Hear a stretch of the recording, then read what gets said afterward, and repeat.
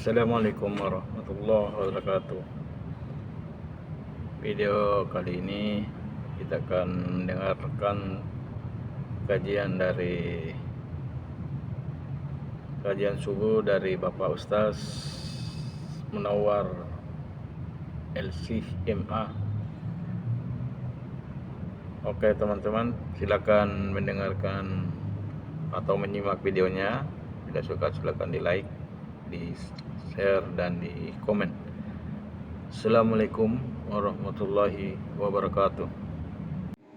Falaysa min 'abdin yaqa'u fi ta'un wa yanqusu fi baladihi sabiran, maka tidak ada bagi seorang hamba apabila ada hamba yang menimpa, ada satu kaum yang menimpa kena penyakit wabah yang menular yang ganas itu, ada orang beriman yang kena di kampung itu, fayanqusu fi baladihi sabiran, dia tinggal di tempat itu tidak keluar, ya lockdown begitu, tidak tinggalkan rumahnya. Sabiran muhtasiban, dia bersabar dengan wabah itu dan mengharap dari Allah Subhanahu wa taala, pahala dari Allah. Ya'lamu annahu la yusibu illa ma kataba Allah lahu. Dia tahu bahwa ini tidak menimpa kecuali apa yang sudah Allah tetapkan. Illa kana lahu mistahil syahid. Ajr syahid. Apabila orang itu meninggal, maka tidak ada balasannya kecuali dia yang akan mendapatkan pahala seperti matinya orang yang syahid. Masya Allah subhanahu wa ta'ala. Naqal al-hadith rahimahullah, naqal hadis al-walidah, hadis Aisyah radhiyallahu anha, an ta'un, hadis tentang ta'un ini diriwayatkan oleh Aisyah. Fa akhbaraha annaha adamu sallallahu alaihi wasallam ala man yasha' min ibadihi. Jadi tahun ini adalah azab yang ditimpakan kepada siapa yang dikehendaki dari hamba-hambanya. Wa tahun itu adalah penyakit atau pandemi, wabah penyakit yang menular. Yahillu bil ardi wa yusibu lahu wa yamutu an-nasu minhu. Jadi wabah ini menimpa satu kaum, satu masyarakat, dan banyak manusia mati dengan tahun itu, penyakit wabah itu. Yang kurang lebih seperti COVID kemarin. Itu adalah tahun, bisa dikategorikan tahun. Namun ada menganggap kalau wabah itu lebih umum, tahun itu lebih spesifik, yaitu penyakit yang nanah, semua badan bernanah dan menyebabkan demam tinggi. Jadi seperti juga kolera, penyakit kolera dan penyakit COVID dan seterusnya, itu semua masuk dalam kategori tahun. Fa inna hadha ta'un adabun nasallallahu azza wa jalla walakin rahmatan lil mu'min idza nazala bi atihi wa baqiya fiha sabiran muhtasiban. Ini penyakit ini kalau menimpa satu kaum, jadi di antara masyarakat yang kena tahun itu ada yang berupa azab, ada yang berupa rahmat. Siapa yang azab itu cuma Allah tahu siapa. Jadi kalau orang beriman yang kena penyakit ini, dia tetap sabar dan tidak keluar dari rumah, dan dia menganggap bahwa ini adalah ujian dari Allah Subhanahu wa taala, yang mengharap sabar dengan penyakit tersebut, maka dia akan mendapatkan pahala syahid. Walidalik jaa fi hadis Sa'id ar-Rahman, dalam hadis yang lain disebutkan, idza sami'tum bi Rasulullah bersabda, idza sami'tum fihi bi abdi fulan fala taqdimu alaihi wa idza waqa bi abdin wa antum biha fala takhruju bi iqraran. Apabila kamu mendengarkan ada penyakit wabah yang menimpa satu negeri, satu kampung, maka janganlah kamu datangi kampung itu. Tetapi apabila kamu terlanjur berada di kampung itu dan kamu kena, janganlah tinggalkan kampung itu, tetap berada di kampung itu supaya tidak menyebar kepada orang lain. Ini jadi lockdown itu adalah konsep sejak zaman dahulu. Rasulullah sudah mengajarkan supaya tidak terjadi interaksi, tidak terjadi penularan kemana-mana. Karena penyakit tahun ini ya ujian bagi orang beriman. Kalau dia tetap sabar, maka dia akan mendapatkan pahala syahid. Walakin wala takhuf iraran minhu. Karena ada juga biasa orang apabila ada penyakit tahun dia berada di tempat itu, dia lari tinggalkan tempat itu, padahal itu dilarang oleh Nabi. Liannaka mahma faratta min qadrillahi idza nazala fi hadith fa inna hadzal firar lan yughni anka min Allah syai'an. Karena meskipun kamu tinggalkan tempat itu, kalau memang Allah akan menimpakan padamu penyakit tersebut, maka itu tetap akan menimpamu. Jadi hadis ini disampaikan oleh Rasulullah SAW, disebutkan ada kisah di dalam Al-Quran, di dalam surah Al-Baqarah. Idza kharaju min diyarihim qulubun hadara al-maut. Ya, mereka keluar dari rumah, lari tinggalkan tempat itu karena takut mati. Ternyata di luar juga tetap mati, karena penyakit itu memang akan membunuh dia. Jadi dia lebih sabar saja menerima musibah itu dan berharap pahala dari Allah Subhanahu wa taala, dan dia akan mendapatkan pahala syahid. Jadi perlu kita pahami Bapak-bapak dan Ibu yang dirahmati Allah Subhanahu wa taala. Ya, kalau ada penyakit menular seperti ini menimpa kita, ya jangan kita keluar dari rumah. Begitu juga kalau kita tahu ada di tempat itu penyakit menular, jangan kita datangi. Karena ada juga orang terlalu apa istilahnya, terlalu semangat bahwa semuanya dari Allah, baik dan buruknya. Ya, bukan penyakit yang mematikan dari Allah dimanapun itu. Tetap dia tidak peduli dengan ajaran-ajaran seperti ini, ya. Bahkan di mana ada apa istilahnya, di mana ada wabah, di sana kita datangi, di sana kita berdoa, kita berdakwah, namanya menyalahi sunnah Rasulullah SAW. Semangat boleh, tetapi harus didasarkan dengan ilmu dan didasarkan dengan tuntunan dari Rasulullah SAW. Jadi ini salah satu orang yang mati apabila ditimpa seperti kemarin penyakit corona itu, semua orang yang mati karena corona dan dia ikhlas sabar dengan penyakit itu, insya Allah tetapkan dia sebagai orang yang mati syahid. Karena perlu dipahami bahwa orang syahid itu ada 3 golongan, seperti saya pernah jelaskan, saya ulangi. Ada syahid dunia dan akhirat, ada syahid akhirat bukan syahid dunia, ada syahid dunia bukan syahid akhirat. Ini masih dalam kategori syahid akhirat, bukan syahid dunia. Apa itu syahid dunia dan akhirat? Syahid dunia akhirat adalah orang yang mati syahid, gugur di jalan Allah seperti mujahidin Hamas di Palestina. Di dunia diperlakukan dia seperti orang mati syahid, dan di akhirat dia bersama orang-orang yang mati syahid, bersama Nabi, bersama orang saleh dan masuk surga.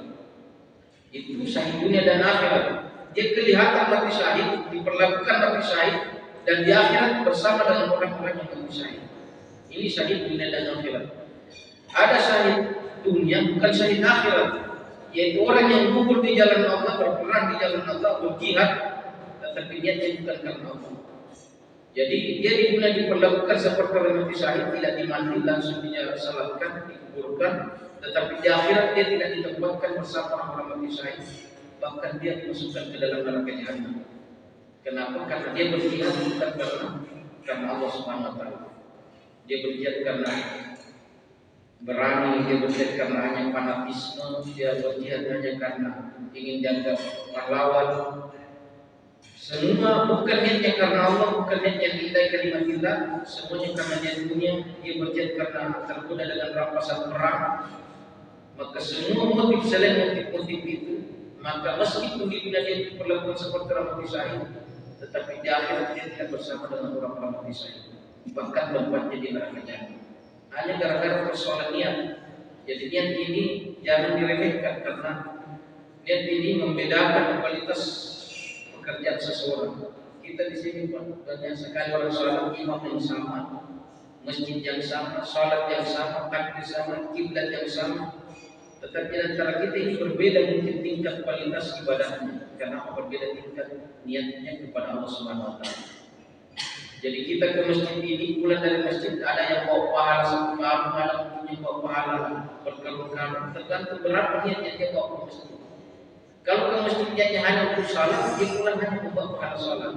Tapi kalau ke masjid dia niatnya untuk salat, dia niatnya untuk silaturahim, dia niatnya menghidupkan sunnah Rasul, dia niatnya ke masjid mensiarkan Islam karena salat itu adalah syiar Islam.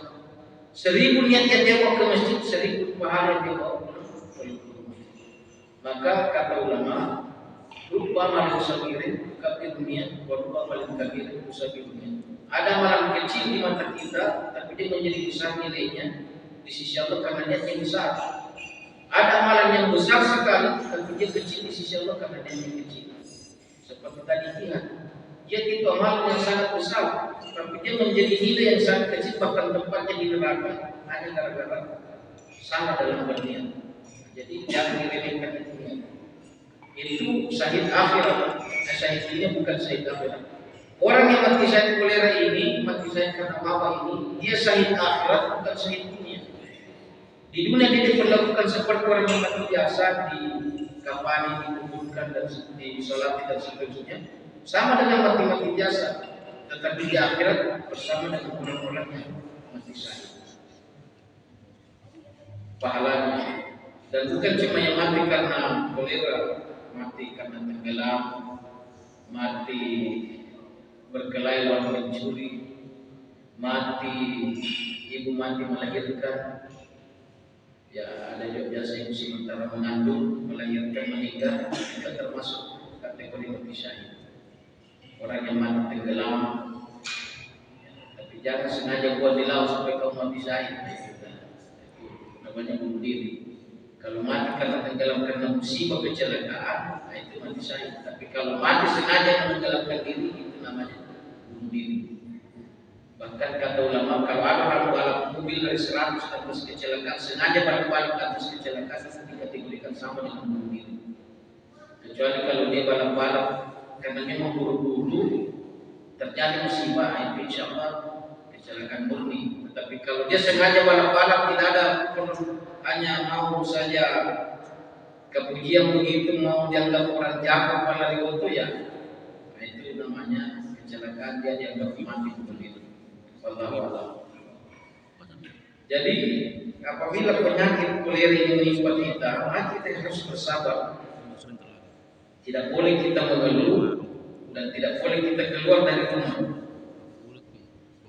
Fa bihadzal hadis Aisyah radhiyallahu anha dalilun ala fadlis sabri wa ihtisab. Ini keutamaan sabarnya orang yang mendapat musibah. Wa anna insana idza sabara nafsahu fil ardi allati nazalat bi yad'u thumma mata bihi kataba Allahu misla ajri. Apabila dia sabar dengan penyakit itu dan meninggal karena penyakit itu, maka insya Allah janji Nabi ini, dan ini dijamin pasti bahwa dia akan diperlakukan seperti orang yang mati syahid. Masya Allah. Dia tidak perlu angkat senjata untuk mati syahid, cukup sabar saja dengan penyakit itu, ya Allah terima dia sebagai orang yang mati syahid.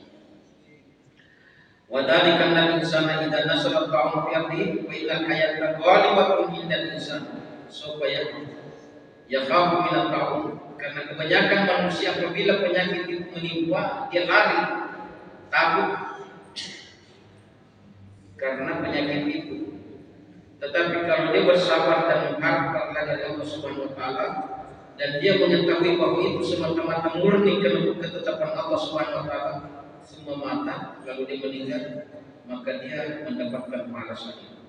Kenapa disebutkan dia mati syahid? Karena dia pertama dia bersabar, yang kedua dia reda dengan keputusan Allah Subhanahu wa taala, bahwa ini adalah takdir Allah Subhanahu wa taala. Jadi intinya di sini adalah sabar.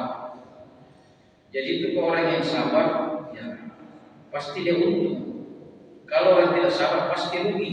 Kenapa rugi? Karena dia sudah, kalau ada orang banyak meninggal anaknya, dia tidak sabar. Sudah hilang anaknya, tidak dapat lagi pahala.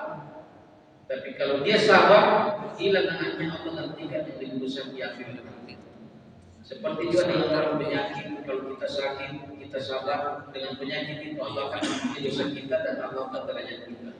Tapi kalau ada orang sakit terus mengeluh terus, bahkan komplain kadang-kadang, ya kenapa saya bukan itu orang yang tidak sholat, saya sudah mati dari badan saja kena penyakit, seakan-akan begitu Pak. Itu dia sudah rugi 2 kali, sudah tidak dapat pahala, sakit pula, menderita dengan penyakit itu dan tidak dapat pahala. Jadi tidak ada jalan bagi orang beriman kecuali satu, harus sabar menerima musibah. Ya, meskipun sabar dalam musibah itu adalah tingkatan sabar paling rendah dalam agama, karena sabar itu kan 3 macam: sabar menjalankan perintah, sabar meninggalkan larangan, dan sabar menerima musibah dari Allah Subhanahu wa taala.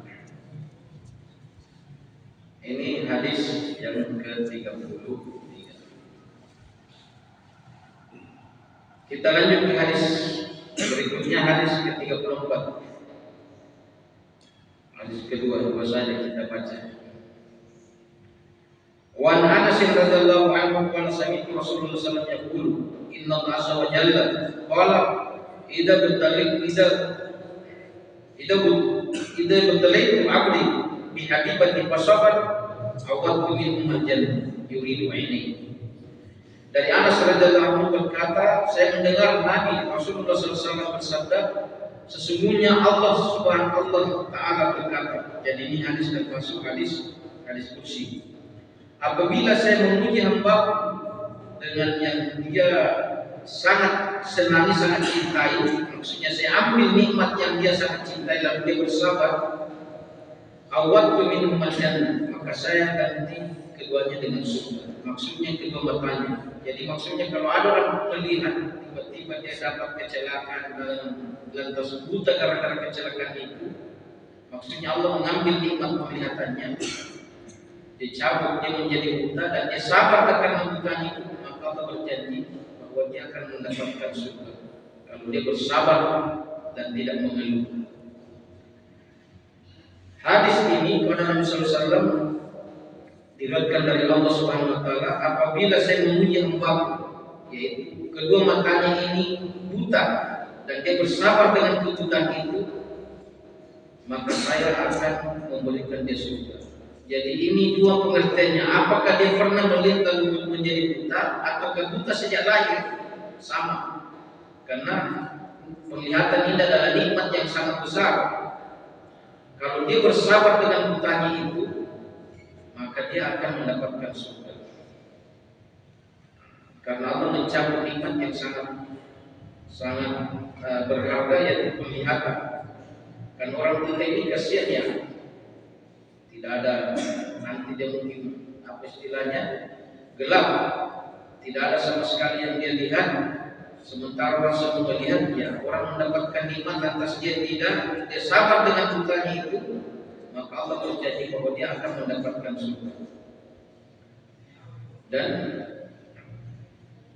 janji Allah seperti ini ya tidak main-main. Nabi bersabda, "Lamudin suti ahlikum fil jannah khairun minad dunya wa ma 'alaiha." Sejengkal saja yang Allah janjikan kamu di surga itu lebih baik daripada dunia dan segala isinya dan segala yang ada di atasnya. Bapak kalau di dalam hadis itu disebutkan apa yang menjadikan hamba untuknya di surga, apa yang tidak pernah dilihat oleh mata, tidak pernah didengar oleh telinga, dan tidak pernah disentuh oleh anak-anak. Kita lihat di medsos itu ada rumah artis, bahkan ada rumahnya sampai 150 miliar harganya. Rumah kita mungkin harganya cuma 200-300 juta, dia harga rumahnya saking mewahnya itu rumahnya sampai 150 miliar.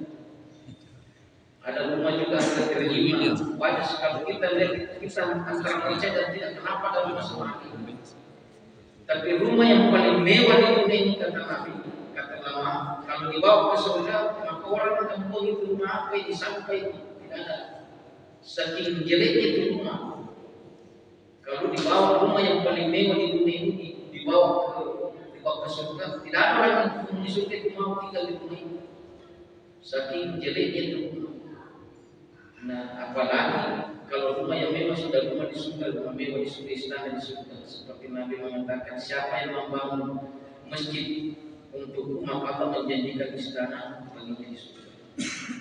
Jadi rumah paling mewah saja di dunia ini tidak ada nilai dibanding, karena apa yang ada di surga itu ya tidak pernah disengat oleh mata, tidak pernah didengar oleh telinga. Jadi kalau Bapak pernah membayangkan saya punya rumah seperti puncak yang sangat mewah, punya istri yang sangat cantik, punya buah-buahan makanan serba lengkap, punya pembantu yang sangat patuh, mungkin gambarannya seperti itu surga ya. Surga tidak seperti itu, jauh lebih nikmat dari itu. Karena kata Imam Ibnu Taimiyah, tidak ada yang mempersamakan nikmat surga dengan nikmat dunia kecuali sama dalam penamaan. Oleh namanya sebenarnya berbeda. Di surga itu ada susu, di dunia ada tidak susu. Yang menyamakan susu dunia dan susu surga sama-sama bernama susu. Hanya namanya saja sama. Selain namanya semuanya berbeda. Warnanya, bentuknya, aromanya, seterusnya semuanya berbeda. Di surga ada perempuan, di dunia ada istri. Sama-sama perempuan, tapi beda Pak, pasti berbeda. Wanita di surga itu kalau minum air, kelihatan air itu merupakan senyum putih. Itu penduduk bidadari di surga. Nah ini bidadari disiapkan orang-orang yang rajin salat subuh di masjid. Insya Allah. Amin. Yang malas salat di masjid jangan berharap bidadari. Jangan mimpi. Karena orang yang pintar itu adalah orang yang melawan hawa nafsunya, mengharapkan Allah Subhanahu wa taala. Orang yang bodoh adalah suka bermaksiat dan mengharap rahmat dari Allah Subhanahu wa taala. Ya, ada kesempatan 15 menit.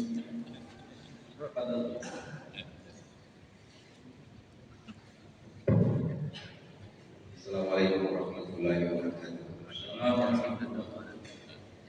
Pembahasan kita subuh ini sangat menarik, mengenai musibah yang mengenai umat. Ada kalimat Quran, ma asabaka min hasanatin fa min Allah, wa ma asabaka min sayyi'atin fa min nafsik. Jadi terkait musibah yang datangnya dari Allah, yang baik itu kata Allah, bil hasanati fa min Allah, wa ma asabaka min sayyi'ah, yang sesuatu yang tidak baik itu sayyi'ah, fa min nafsi, dari diri sendiri. Nah, ini yang pertama mohon dijelaskan. Yang kedua, ikatan sabar dengan ridho. Di mana sabar dengan ridho? Karena terkadang yang menimpa kita hanya kita mengingatkan sabar. Sementara ridho, ini dalam Al-Quran juga ada, dalam surah Al-Bayyinah, radhiyallahu anhu wa radu anhu. Jadi kalau sudah ridho, Allah pun ridho, inilah perlu juga yang kita pahami di mana antara sahabat dengan ridho terkait musibah. Sekian, assalamualaikum.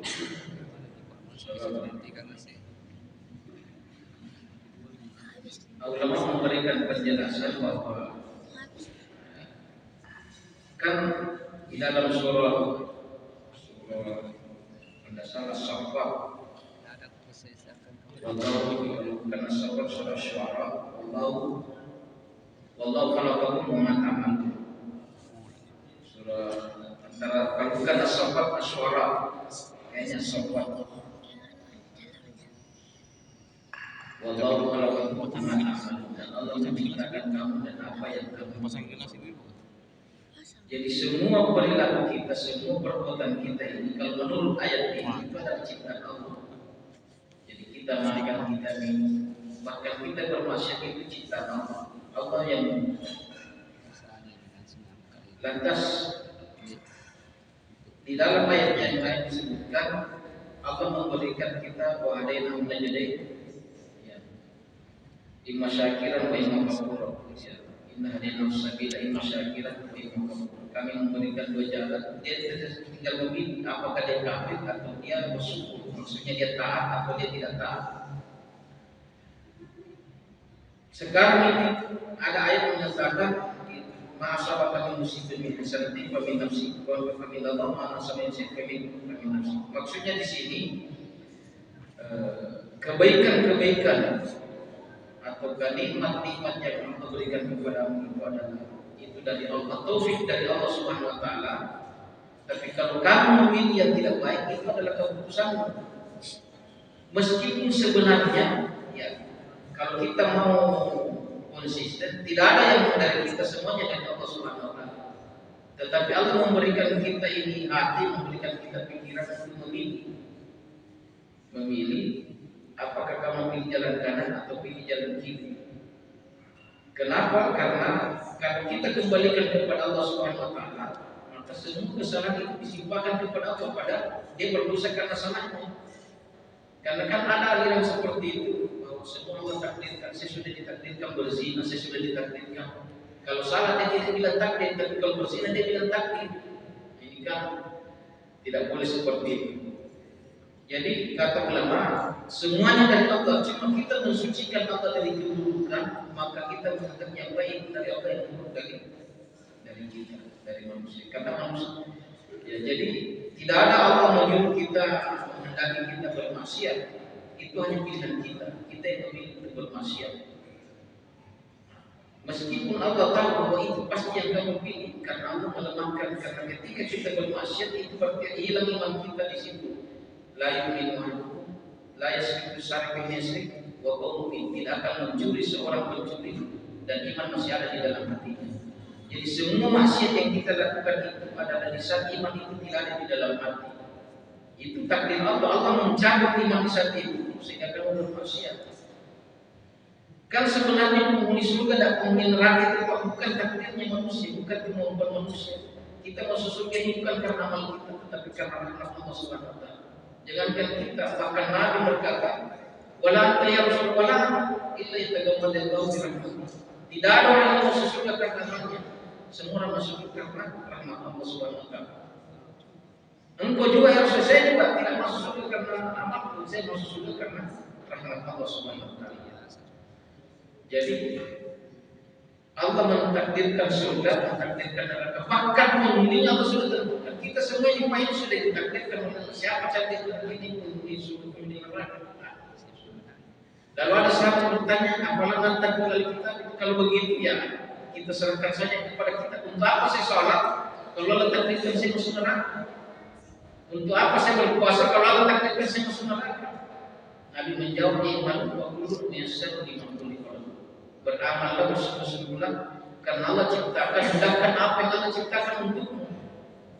Kalau Allah ciptakan surga, kamu cari penghuni surga, Allah menggunakan kamu melakukan kebaikan dan susah kamu melakukan maksiat.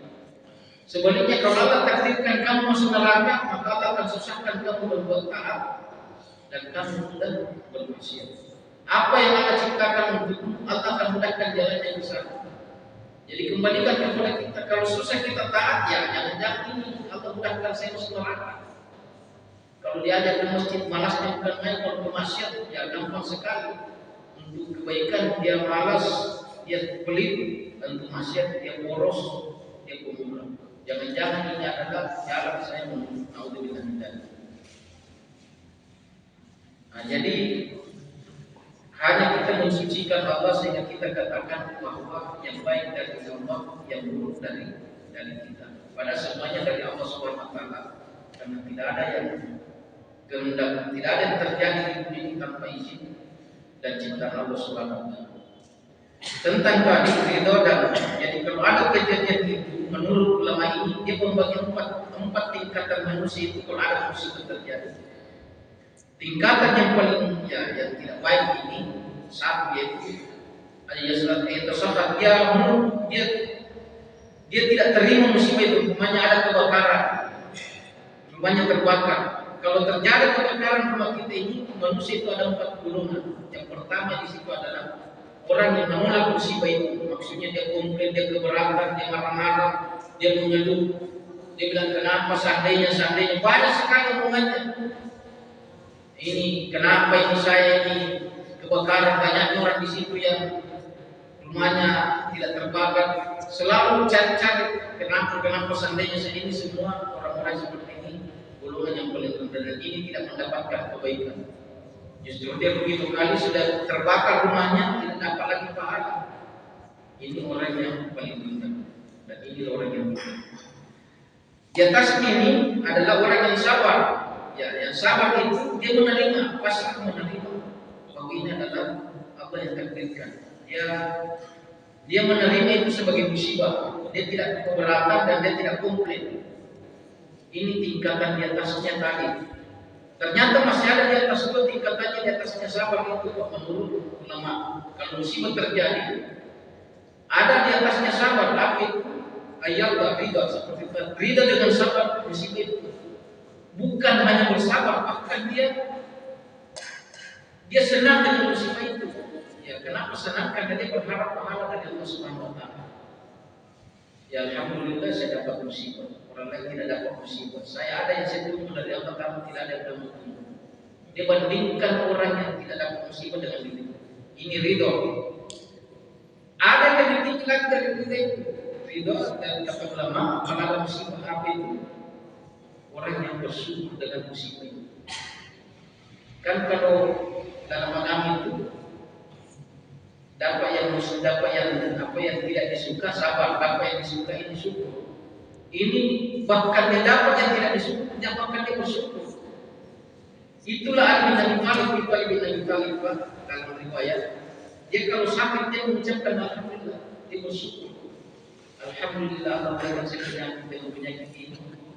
Saya dapat pahala dan amalkan. Banyak sekali yang Allah janjikan mengampuni dosa saya. Padahal ini Ali bin Abi Thalib sudah dijamin masuk surga, sudah tambah dekat musibah tambah sangat kepada Allah Subhanahu wa taala. Kita ini tambah tidak dijamin, tambah kurang ajar, tambah macam-macam melawan perintah Allah Subhanahu wa taala.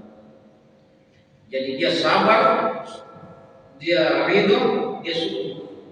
Kalau bapak dapat musibah kebakaran rumahnya justru ucapannya alhamdulillah itu di atasnya. Itu tidak marah-marah, bahkan senyum-senyum melihat rumahnya terbakar. Nah itu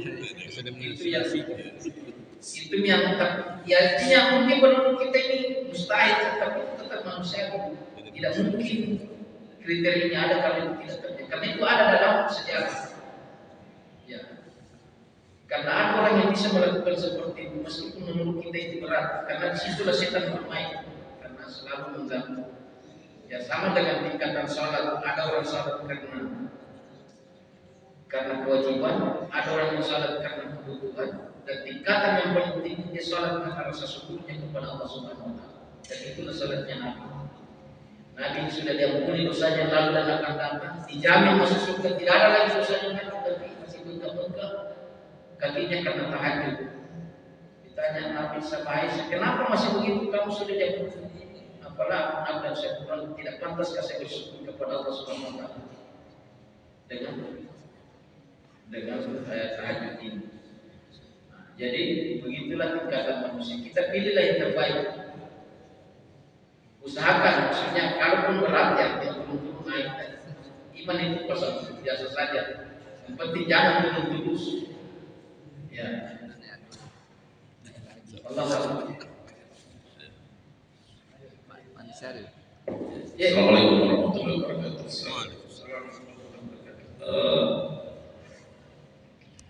Allah benar-benar mengatakan bahwa tidak akan engkau mendapatkan sesuatu kecuali apa yang telah engkau kerjakan. Di dunia apa yang kita kerjakan, insyaallah di akhirat akan kita mendapatkan. Seperti begitu barangkali itu ayat. Nah, misalnya seorang yang kena penyakit, kemudian dia bersabar, dia akan mendapatkan pahala nanti di hari kemudian. Pertanyaan saya adalah bahwa seandainya saya ada seorang pemuda laki-laki atau perempuan yang tidak mendapatkan jodoh di dunia, apakah dia dengan kesabarannya karena dia tidak mendapat jodoh. Dan biasanya orang kalau tidak dapat jodoh, apalagi kalau yang perempuan, itu gusar dalam hatinya dan merasa cemas dan banyak sekali persoalannya. Sehingga, tapi kalau dia misalnya bersabar, ya mungkin Allah tidak memberi saya jodoh di dunia, semoga nanti di akhirat nanti akan saya mendapatkan jodoh. Pertanyaan saya, apakah hanya orang-orang yang sabar saja yang tidak mendapat jodoh seperti tadi nanti akan mendapatkan jodohnya di akhirat?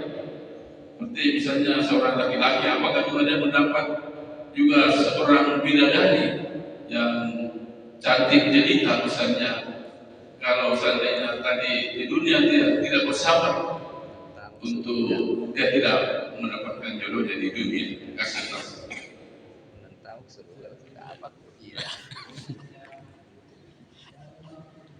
Tapi bujang, kalau ada bujang masuk surga, dapat istri di surga. Istrinya bidadari yang lebih cantik dari perempuan di dunia. Sekarang ini kan kalau orang suami istri masuk surga, berarti istrinya di dunia tetap bersama dia, bersama terus. Tapi kalau suaminya masuk surga, istrinya masuk neraka, ya tidak ketemu. Kalau istrinya durhaka kepada suaminya, yang masuk neraka. Ya, karena suami itu lebih wajib ditaati daripada orang tua. Itu kalau paham agama. Jadi tidak boleh ada istri merasa hebat kalau bisa mengendalikan suami. Itu istri yang tidak paham agama. Jadi kalau ada orang tidak dapat jodoh di dunia, ya, tergantung. Ya, kalau dia sudah berusaha lantas tetap gagal, ya, dia bersabar, Allah akan memberikan dia apa istilahnya, memberikan dia kalau mau orang masuk surga Pak, tidak ada lagi. Artinya bukan satu, puluhan bidadari yang, dan tiap hari bidadarinya itu perawan terus, tidak pernah. Hari ini perawan bidadari satu, besok bidadari lain lagi, bidadari lain terus. Tapi syarat misalnya jangan dulu pikirkan bidadari, itu penting. Maksudnya jangan sampai terganggu anunya, terganggu pikirannya gara-gara bidadari sehingga dia sholat. Kenapa boleh sholat subuh di masjid? Bila saya dirindu bidadari, nah itu. Ya, artinya perbaiki saja ibadah, taat kepada Allah Subhanahu Wa Taala, insya Allah. Ya, ini menjadi pertanyaan. Kalau ada laki-laki bersama istrinya, siapa yang masuk surga semua? Siapa istri mana yang ditemani di surga? Nah, kata ulama, siapa yang paling soleh di dunia ini, itulah yang ditemani suaminya di surga. Dan perempuan ini dapat juga laki-laki di surga. Tapi kalau ada yang lebih taat daripada dia, istri kedua kan lebih taat daripada dia, istri kedua yang menemani dia di surga. Nah, jadi kalau ada ini resikonya kalau rumah istri. Ya, jadi bukan mampu bersamanya. Jadi satu saja, tapi yang paling soleh yang dia temani. Allahu a'lam. Perbaiki misalnya kalau ibadah, ya insya Allah surga itu urusan di belakang. Meskipun dari dunia kita harus persiapkan. Tanda-tanda orang yang cerdas adalah orang yang mempersiapkan harinya, bekalnya untuk menghadapi akhirat, mengharap ridha Allah Subhanahu Wa Taala. Dan tanda-tanda orang yang bodoh adalah bermaksiat dan mengharap maksiat dari Allah Subhanahu Wa Taala. Itu namanya orang bodoh.